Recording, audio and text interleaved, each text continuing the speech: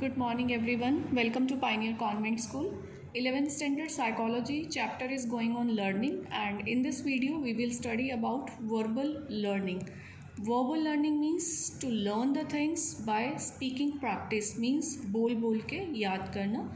And because this is a verbal learning, तो ये ज़्यादातर languages को learn करने में यूज़ होती है. इसके अलावा हमारी डेली लाइफ में हम जितनी भी लर्निंग करते हैं वो सबसे पहले वर्बल लर्निंग होती है. जितने भी हम अपनी लाइफ में ऑब्जेक्ट्स देखते हैं, जितने भी इवेंट्स हैं, उनको अगर हम डिस्क्राइब करेंगे तो हम वर्ड्स के थ्रू ही डिस्क्राइब करते हैं. तो verbal learning is very important in our life. First of all it is limited to human beings. ये सिर्फ ह्यूमन बींग्स में ही होती है, क्योंकि ह्यूमन बींग्स ही बोल सकते हैं. एनिमल्स में तो वर्बल लर्निंग और वर्बल स्पीकिंग सेंस होती नहीं है. And this learning is done through the words. तो 3 टाइप्स होती हैं इसमें: paired associate learning, serial learning and then free recall. Let's see paired associate learning. Name से ही क्लियर हो रहा है कि पेयरिंग में लर्निंग होगी. कैसे? I will tell you later. See similar होती है ये learning to the S conditioning, stimulus conditioning, और SR stimulus response learning. S conditioning Pavlov की हमने पहले स्टडी किया, and stimulus response learning operant जो हमने ऑलरेडी किया. तो मीन्स स्टिमुलस दिया जाता है, उसको सुनने के बाद हमारे माइंड में जो रिस्पॉन्स आता है उस वे में लर्निंग होती है. तो यहाँ पे जो स्टिमुलस होते हैं वो वर्बल स्टिमुलस होते हैं, वर्ड्स होते हैं. And this pattern is used in learning the foreign languages word. तो इसमें क्या होता है कि एक वर्ड हम बोलेंगे, उसको सुन के जो रिस्पॉन्स आएगा लर्नर से उसे हम कहते हैं रिस्पॉन्स वर्ड, और जो वर्ड हम बोलेंगे दैट इज़ स्टिमुलस वर्ड. तो जैसे कि फॉर एग्जांपल अगर कोई स्पेनिश लैंग्वेज सीख रहा है और उसको वो लर्न करना डिफ़िकल्ट लग रहा है, तो उसको कैसे लर्न करा सकते हैं? Suppose I am a teacher there, तो मैंने बोला कि मैं जितनी बार भी होला बोलूँगी आप हेलो बोलेंगे. ओके, सो मैं नंबर ऑफ़ टाइम्स बोलूँगी होला एंड लर्नर बोलेगा हेलो. तो जब वो स्पेन जाएगा, जब वहाँ वो होला वर्ड सुनेगा, तो एकदम से उसका माइंड रिस्पॉन्ड करेगा हेलो के साथ, और उसको पता होगा कि ये हेलो है. इसी तरीके से जैसे ये वर्ड है कुचियो, जिसको कहेंगे वो बोलेगा नाइफ. इफ़ आई से टेनिडोर he will speak fork, and कुचारा दैट इज़ स्पून. तो जब भी ये वर्ड्स बोलूँगी और लर्नर ये वर्ड्स बोलेगा, तो ग्रेजुअली उसको ये वर्ड्स लर्न हो जाएंगे. तो अभी क्या हुआ? पेयरिंग हो रही है कि स्टिमुलस वर्ड टीचर बोल रहा है और रिस्पॉन्स वर्ड लर्नर बोल रहा है, और ग्रेजुअली उसके माइंड में जैसे ही वो इन वर्ड्स को सुनेगा तो ये वर्ड उसके माइंड में आ जाएगा. So this is called paired associate learning. जब छोटे बच्चों को ये लर्निंग कराई जाती है तो उन्हें कुछ इस टाइप के वर्ड दिए जाते हैं, जैसे कि जो मीनिंगलेस वर्ड होते हैं, जैसे कि YOL, GEN, और इसके साथ एसोसिएटिव वर्ड्स होते हैं, जैसे कि जब भी आप बोलेंगे यॉल तो उसके माइंड में आएगा बॉट. जब आप बोलेंगे जेन तो बच्चे के माइंड में टाइम, मतलब वो उसको लर्न करेगा, पेयर्ड लर्निंग करेगा. After that there is serial learning. In this a list of words is shown in an order. एक लिस्ट दिखाई जाएगी जिसमें जो वर्ड्स होंगे एक पर्टिकुलर ऑर्डर में होंगे, एंड पार्टिसिपेंट उस लिस्ट को कुछ टाइम दिया जाएगा उसको देखने के लिए. आफ्टर दैट वो लिस्ट वहाँ से रिमूव कर दी जाएगी, and participants will guess the words in the same order. उनको सेम ऑर्डर में वो वर्ड्स बोलने हैं, and this is called serial anticipation method. इसको सीरियल एंटिसिपेशन मेथड भी कहते हैं. जब लिस्ट देख लेते हैं पार्टिसिपेंट, उसके बाद उन्हें फर्स्ट वर्ड दिखाया जाता है, तो उसके ऊपर उन्होंने रिस्पॉन्स करना होता है नेक्स्ट वर्ड से. सपोज़ वो नेक्स्ट वर्ड नहीं बता पाता तो उसको नेक्स्ट वर्ड भी दिखाया जाता है. अब इस केस में जो नेक्स्ट वर्ड है वो स्टिमुलस हो गया, थर्ड वर्ड जो होगा वो रिस्पॉन्स होगा. नेक्स्ट है फ्री रिकॉल. इसमें पार्टिसिपेंट को एक लिस्ट देते हैं. First of all participant will speak the words loudly. वो उनको लाउडली बोल के उसको लर्न करता है, and then they will record the words in any order. और फिर उसको कहा जाता है कि आप इन वर्ड्स को किसी भी ऑर्डर में सारे वर्ड्स आप बोलिए, जिसमें 10 से ज़्यादा वर्ड्स होते हैं. बट दोनों ही लर्निंग में ये फाइंड आउट हुआ कि जो बिगनिंग के वर्ड्स हैं और जो एंडिंग के वर्ड्स हैं दोज आर मोस्टली रिमेंबर्ड, वो याद रहते हैं. जो बीच वाले वर्ड्स होते हैं वो जनरली फॉरगेटिंग हो जाती है. ऐसा क्यों होता है कि बिगनिंग हुई, सपोज़ 20 वर्ड्स हैं, टीचर ने बिगनिंग करी, बोलना स्टार्ट किया, तो हमारा जो मेन फोकस होता है ना वो स्टार्टिंग 4-5 वर्ड्स तक रह पाता है. उसके बाद सारा फोकस उन्हीं 4-5 को याद रखने में रहता है कि कहीं ये भूल ना जाए, ये माइंड से स्किप ना हो जाए, तो नेक्स्ट वर्ड्स पे उतना फोकस नहीं बनता।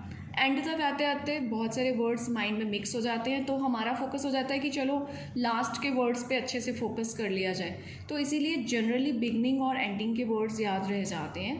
Now we will study the determinants of verbal learning, कि कौन से ऐसे फैक्टर्स हैं जिसके ऊपर वर्बल लर्निंग डिपेंड करती है। First of all length of the list, कि कितनी लंबी लिस्ट है। अगर बहुत ज़्यादा वर्ड्स हैं तो नेचुरली लर्निंग थोड़ी कम होगी। अगर लिमिटेड वर्ड्स हैं एंड टाइम प्रॉपर गिवन है तो लर्निंग बहुत बेटर होगी। देन सेकंड फैक्टर होता है मीनिंगफुलनेस ऑफ द मटेरियल, कि जो वर्ड्स बोले जा रहे हैं या दिखाए जा रहे हैं दोज शुड बी मीनिंगफुल। अगर वो मीनिंगफुल हैं, for example book, pen, pencil, meaningful word है तो वो याद हो जाएंगे। अब कोई वर्ड मीनिंगफुल ही नहीं है, जैसे अभी आपको हमने वर्ड दिखाए थे यॉल, जेन, अब ये मीनिंगफुल नहीं है तो इनको याद रखना बहुत डिफ़िकल्ट हो जाता है। Then number of associations elicited in a fixed time, कि कितनी चीज़ें कितने टाइम में दिखाई जा रही हैं। अगर कम टाइम में बहुत ज़्यादा आर्टिकल्स दिखाए जा रहे हैं, बहुत ज़्यादा वर्ड्स दिखाए जा रहे हैं लर्न करने के लिए, then it will not be possible. अगर एक टाइम है फिक्स, उसके अंदर उतने ही वर्ड्स दिखाए जाएँ जितने किए जा सकते हैं, तो लर्निंग बेटर होगी। फोर्थ फैक्टर होता है फैमिलियरिटी ऑफ द मटेरियल, कि जो वर्ड्स दिखाए जा रहे हैं, जो मटेरियल उसमें लिखा हुआ है, उससे आप ऑलरेडी फेमिलियर हैं, मींस आपको वो ऑलरेडी आपने वो वर्ड्स सुने हुए हैं, एंड फ्रीक्वेंसी ऑफ यूजेज की आपने उसको यूज़ किया हुआ है अपनी डेली लाइफ में, तो वो आपको जल्दी लर्न हो जाएंगे। अगर लेस फ्रीक्वेंट वर्ड्स हैं जो आप बहुत कम सुनते हो, बहुत कम यूज़ करते हैं, तो वो इतनी इजीली लर्निंग नहीं होगी। जैसे कि ये फ्रीक्वेंट वर्ड है ईट, स्लीप, ड्रिंक, प्ले, इस टाइप की अगर लिस्ट होगी तो it will be very easy to learn. But अगर इस टाइप के वर्ड्स हैं जो बहुत कम यूज़ करते हैं, जैसे कि sumptuous, terrified, fumbling, vivacious and so many, तो इनको लर्न रखना विल बी डिफ़िकल्ट। नेक्स्ट है relation among words in the list. हम एक ऐसी लिस्ट दे दें आपको जिसमें कोई रिलेशन नहीं है, पहले बोला ब्लैक, फिर पेन, फिर mango, then school, then chair, इन सब वर्ड्स में रिलेशन नहीं है और बनाना भी बहुत डिफ़िकल्ट है। Now I will show you the words जिसमें रिलेशन बनाना बहुत ईजी है। फॉर एग्जाम्पल, या तो सारी वेजिटेबल्स के नेम दे दिए जाएँ तो उसको लर्न करना ईजी है, या फिर वो सारी सिटीज़ हों, सारी रिवर्स हों, या इस टाइप के वर्ड्स हैं जैसे कि lion, jungle, ferocious, hungry, rabbit, jumped, attacked, killed. तो यहाँ पे स्टोरी बनाना बहुत ईजी है कि there was a lion in the jungle, it was very ferocious, it was hungry, it saw a rabbit, it jumped, it attacked on the rabbit, it killed the rabbit।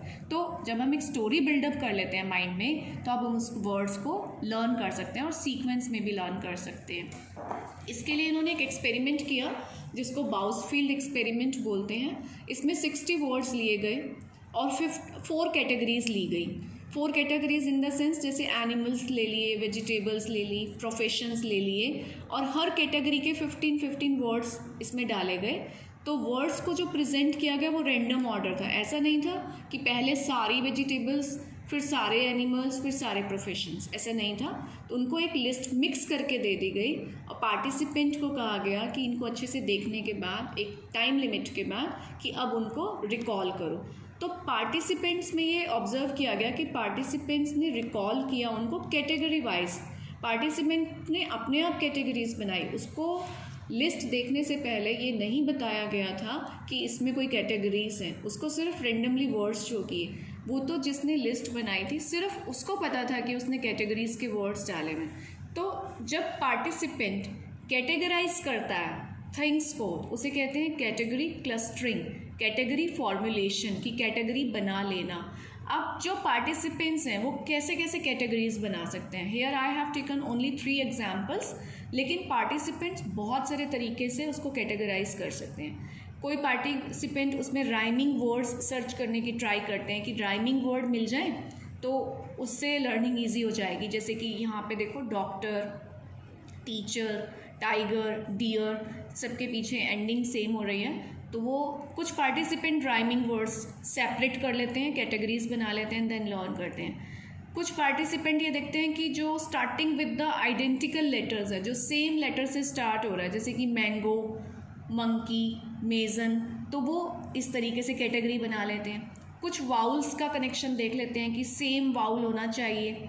इसमें search करो जैसे कि lion, mango, mason, सब में ओ आ रहा है, doctor, तो कुछ वाउल्स से कर सकते हैं। कुछ लोग इसको हायर इंटेलिजेंस है तो वो और कैटेगराइज कर सकते हैं कि सारे एनिमल्स पहले लर्न कर लिए जाएं कि lion, deer, monkey, tiger, zebra, फिर फ्रूट्स को, वेजिटेबल्स को, प्रोफेशन को अलग अलग करके लर्न कर सकते हैं। तो रिकॉल करने के लिए जब हम दिए गए वर्ड्स को कैटेगराइज करते हैं तो उस फंक्शनिंग को कहते हैं category clustering, and this makes the learning easier and comfortable.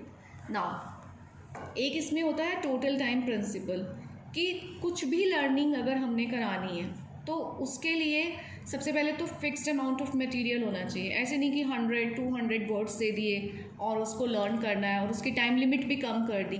तो फिक्स अमाउंट ऑफ टाइम भी नेसेसरी होता है लर्निंग को इम्प्रूव करने के लिए और बेटर करने के लिए। तो फिक्स्ड अमाउंट टाइम दिया जाता है, फिक्स्ड अमाउंट ऑफ मटेरियल होता है, तो लर्निंग बहुत बेटर होती है। तो ये सारे हमारे हो गए आज determinants of verbal learning and verbal learning की 3 types, paired, serial and free recall. तो नेक्स्ट वीडियो में हम करेंगे next topic. Till then have a good day.